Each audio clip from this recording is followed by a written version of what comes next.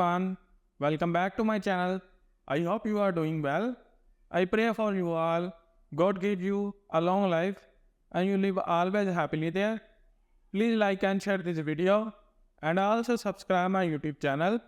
I have a request to you all. Watch this video till end for supporting me. So let's start today's information. These are some updates on dinar. Before starting the video, I have to tell you something.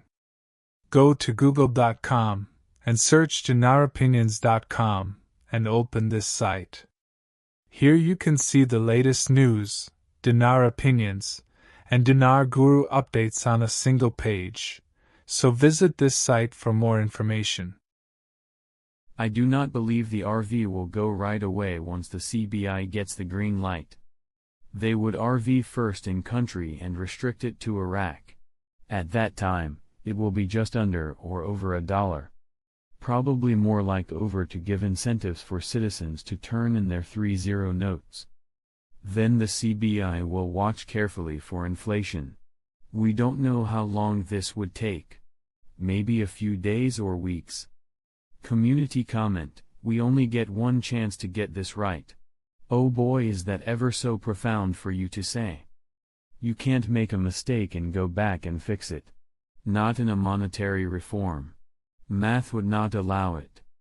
You make a mathematical mistake in this monetary reform, it will all crumble. Worse than anything else, you make a mistake Sadani/Alaq with the Iraqi citizens, that's it, your monetary reform will fail. Iraq is very close to joining the WTO. Wrong.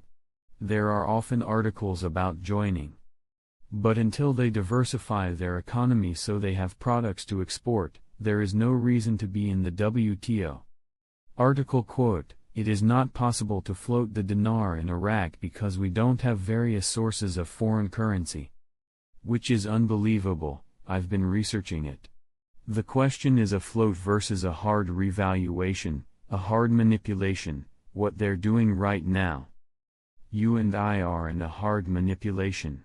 It is not based on market value, on float, on anything. He's right, Iraq doesn't have access to a foreign currency reserve like everyone else does. So they're going to do a hard revalue. There's no threats at all, this means everything because there's not going to be a float. There's doesn't need to be a float. The meetings that are coming up are going to be very telling about the future of Iraq. What they got to do is come over here and work with the United States and seeing if there's a happy medium where they can raise the exchange rate but not by much. Then the United States promised to bring in X amount of US dollars into Iraq, so the gap between the official rate and the parallel exchange rate is not so big. It's causing too many problems. Article: the U.S. ambassador's statements about the rise in the exchange rate of the dollar against the Iraqi dinar.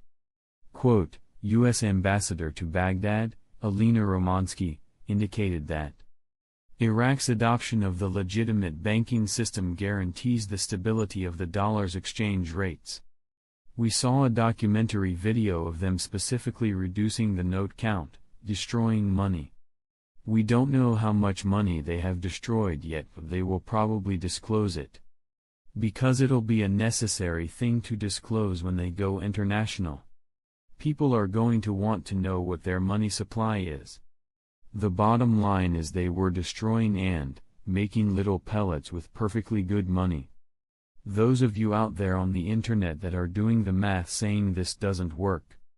If you don't know how much money they've destroyed, you don't have good calculations. So be very careful on telling people that it's not going to happen when it clearly is showing the Central Bank of Iraq, the Finance Ministry, the World Bank, the U.S. Treasury and everybody else goes against what you're saying. Be fair in your analysis.